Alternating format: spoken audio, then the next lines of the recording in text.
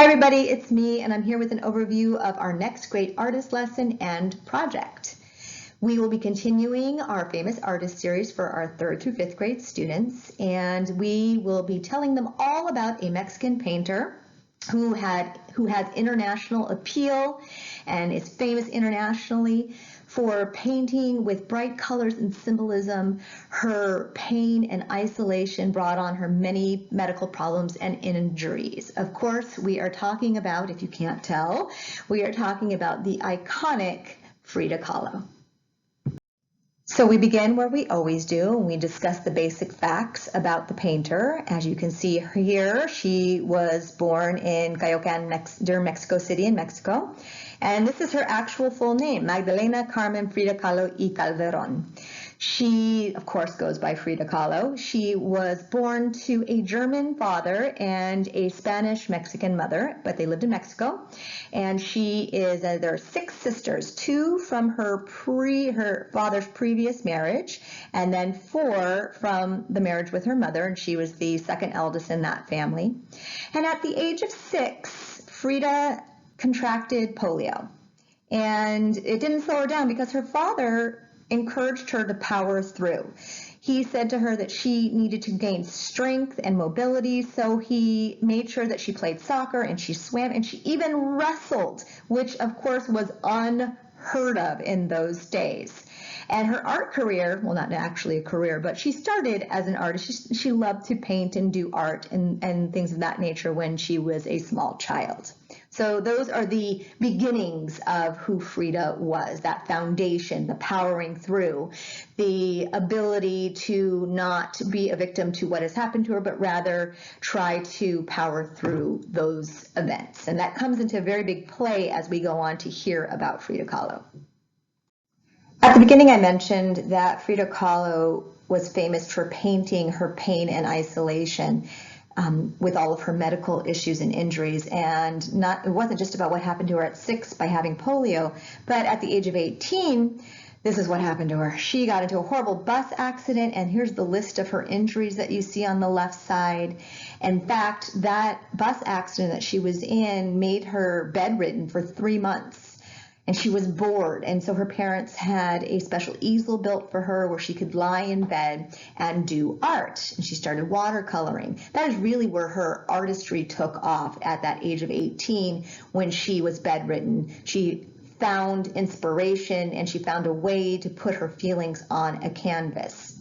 Now, those injuries, although she was bedridden for 3 months, it didn't stop there. In fact, for the rest of her life, she had to wear a plaster corset like you see right here. Ooh, maybe I can do it, this plaster corset that you see right here. She wore this for the rest of her life, and a lot of her paintings depict that pain. For instance, this one that's here, the broken column, is a depiction of her pain. Now, I mentioned in the leader's guide that that Frida Kahlo, a lot of her paintings may not be necessarily suitable for a child to view. So this is just a piece of one of her paintings, but it really does tell the story of her pain, as you can see here. So while it may not be appropriate for the kids to see that, it pretty much tells its story, as you can see it right here in this slide. But this was her ability to turn that pain into beauty was what was so inspiration. Again, that whole powering through concept that we laid down in that very first slide. Frida Kahlo wasn't just about painting her pain and isolation. She painted themes of empowerment. A lot of her artwork had strength of will and political attitudes embedded into its art. And it had a simple folk art style, but in this slide right here, we just kind of take one of the paintings and have a brief discussion to kind of talk about what her focus was beyond painting herself. The fact that it had themes of female empowerment and identity and gender and social economic and race. And this particular painting right here, the bus, which is in the style of realism, talked about the disproportion of wealth, representing different classes. So it wasn't just about her pain. It was also about being socially aware and painting themes of empowerment. So Frida's art was labeled in many different ways, whether it be modern or realism, symbolism, whatever the case might be. But we asked the kids, because much of what Kahlo's art was classified as was surrealism. So we asked the kids if they remember, because they've heard this word before, but if they remember what surrealism is. Dreamlike visuals that use symbolism in collage images. Now, let me just tell you, Frida Kahlo did not like being labeled at all. And these are examples of what people deemed her surrealist artwork. But for her, she had definite ideas about it. She said that she wasn't surrealist. It wasn't surrealism because, and there's a quote here, Frida did not like being called a surrealist. She said, "They thought I was a surrealist, but I wasn't. I never painted dreams. I painted my own reality." So while art critics may have called her a surrealist artist, she herself said, "It wasn't dreamlike, it was reality for me." So most people associate Frida Kahlo with self-portraits. In fact, 143 of her paintings and 55 of them were self-portraits. So we asked the kids, why do you think, knowing what they know about Frida, why is it that they think she had so many self-portraits? And the simple answer is that she painted what she knew best, right? She was her own muse. She was a subject that she knew the best, and why wouldn't she paint that? But a lot of the paintings that she had of herself weren't just pretty paintings of herself. They were full of symbolism. And so this is where we get into a discussion about symbolism, that tool of expression that she has. And the fact that the self-portrait is kind of the ancestor to the selfie. And it depicts more than just herself. It depicts everything around her. A symbol can be worth 1,000 meanings, and there's hidden details everywhere in her paintings. At this point, we have a print. It is the self-portrait with thorn necklace and hummingbird that we'll have, and we can have a brief discussion with them and ask them what it is they see or what they think the symbolism is. Now, in the leader's notes, I put a paragraph, kind of some theories from different art critics and different people in industry as to what they think the symbolism might mean of this particular painting. But it's up to you how deep you want to get into it, how simple you want to keep it. If you just want to ask the kids what they think about that painting, there's just so much symbolism in her painting. We could talk about it all day long, but we just pick one portrait and we talk about that one portrait and see what it is the kids can see and maybe uncover some of that mystery for them. So here's where we begin to tie our lesson to our art project by talking about Frida's animals. Frida's animals were everything to her.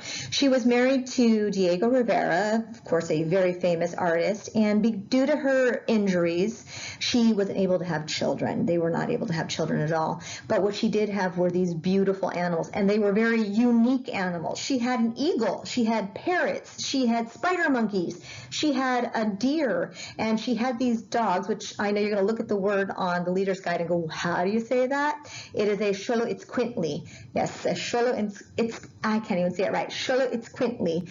It is a Aztec dog, a Mexican dog, and she loved these animals and showed that love by immortalizing them in her art. Now, she eventually had all-consuming pain by the end of life, and she was bedridden, but she painted up until 8 days before she died. And she had a life full of color and full of symbolism. And so now this is where we transition in the kids into taking what they know about Frida and immortalizing it in their own Frida-esque type of artwork.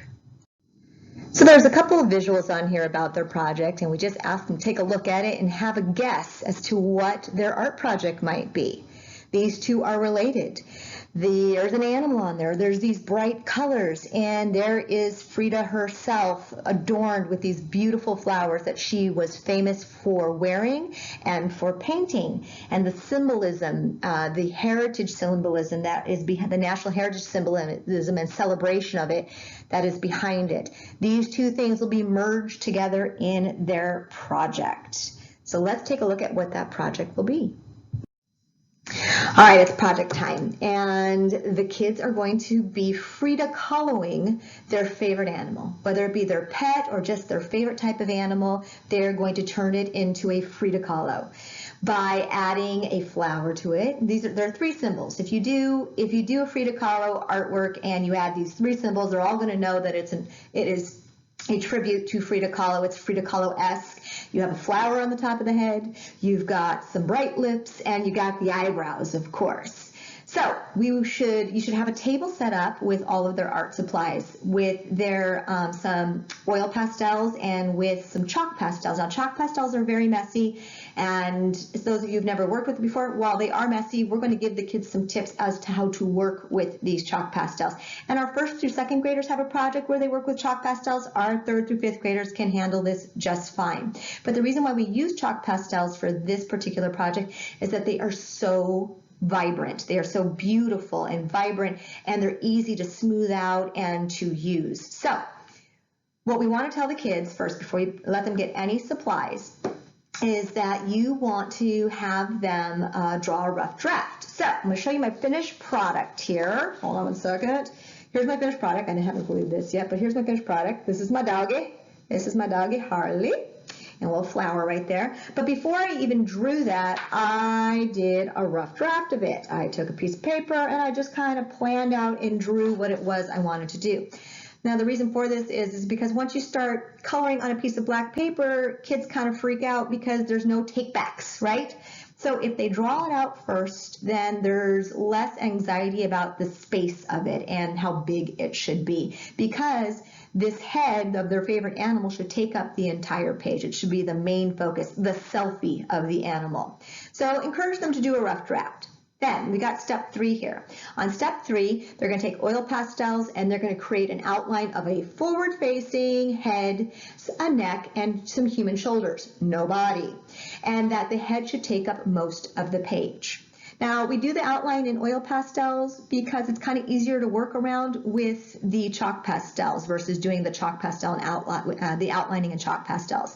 It's just a little way to add a little more vibrancy. So they do the outline.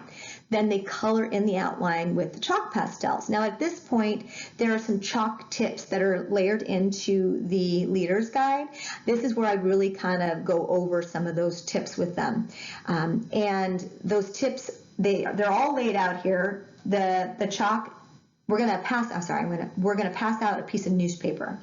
And the reason why we pass out a piece of newspaper is that when you press on the newspaper, you have your paper set on a piece of newspaper, it kind of works as a padding, and it allows the chalk to go on a little more smoothly instead of having a hard surface underneath it. So it adds this padding, which allows the medium to get into the paper a little bit better. So we go over these things, the fact that they need to press it down firmly, and the biggest thing of all, the biggest tip is that because chalk can be messy, they don't swipe it. If they swipe it, their whole piece of work is going to be swiped as well. There's going to be dust, and it's okay.